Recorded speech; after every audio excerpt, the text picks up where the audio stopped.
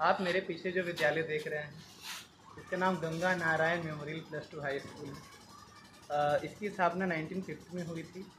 ऐसा कहा जाता है कि पहले जेल था, बट मेरे और मेरे दोस्तों ने यहाँ पर 2015 से 17 बैच में हमने शिक्षा ग्रहण की है और इस विद्यालय ने हमें बहुत ही कुछ सिखाया, क्योंकि हम जिस टाइम पर इस विद्यालय पे आए थे, यहाँ पर शिक्षा अपने उच्चतम स्तर पे थी।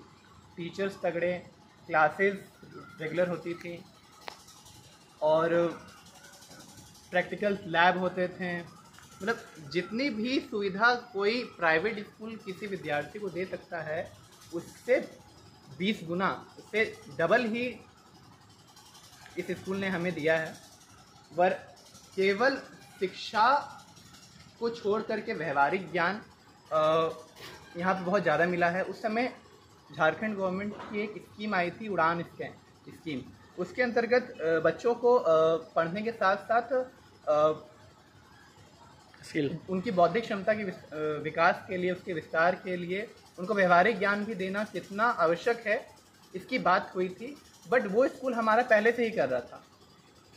इस स्कूल ने हमें बहुत कुछ दिया है, ना केवल पढ़ाई, सभी चीज़ों में, चाहे वो लीडरशिप क्वालिटी हो, चाहे वो अच्छा बोलने की क्षमता हो, चाहे पढ़ने की एकाग्रता हो, चाहे बात करने की विनम्रता हो। जब मैं इस विद्यालय में कभी घूमने के लिए, कभी गेट खुला होता है तो अंदर आ जाता हूँ, तो मुझे रामधारी सिंह दिनकर की एक कविता बहुत कस के याद आती है, जिसका नाम है कुरुक्षेत्र। उसका एक सर्ग है, चतुर्थ सर्ग में एक पैराग्राफ है कि इस स्कूल में मुझे एक बहुत ही इम्पोर्टेंट चीज़ सिखाई थी कि तुम्हारे पास पावर है ना, जब तक, अगर आपके पास शक्ति है तभी आपकी इज्जत होगी। अगर आपके पास शक्ति नहीं है तो आपकी कुछ वैल्यू नहीं है। आपकी दया की भी कोई वैल्यू नहीं। अगर आप किसी को माफ़ कीजिएगा तो उसका भी कुछ वैल्यू नहीं। अगर कोई ताकतवर होता है तो उसकी बात की कुछ वैल्यू होती है, जो ताकतवर नहीं होता है उसकी बात की कोई वैल्यू नहीं होती है। इसलिए ताकतवर बनने के लिए हमें कहा जा रहा था। तो कविता इस तरह से है कि समा शोभती है उस भुजंग को जिसके पास गरल हो, उसको क्या जो दंतहीन विषहीन विनीत सरल हो। समा उसी को शोभती है जिसके पास वो पावर है। ऐसा अगर आपके पास सांप आ जाएगा जिसके पास जहर नहीं है तो आपकी इज्जत नहीं करोगे, आपसे लाठी मार के भगा देगा। लेकिन अगर वही कोई इंडियन स्पेटिकल कोबरा आ जाएगा तो आपकी बहुत इज्जत करोगे, आप उसे जाने दोगे। तो क्षमा शोभती है उस भुजंग को जिसके पास सरल हो, उसको क्या जो दंतहीन विषहीन विनीत सरल हो।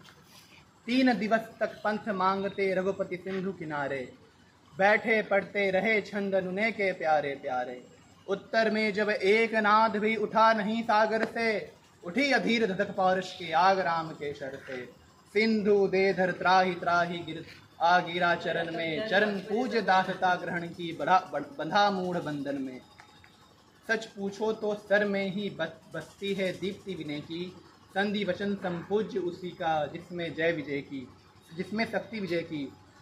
सहनशीलता दया क्षमा को तभी शोभता जग है, बल का द्रव्य चमकता उसके पीछे जब जगमग है।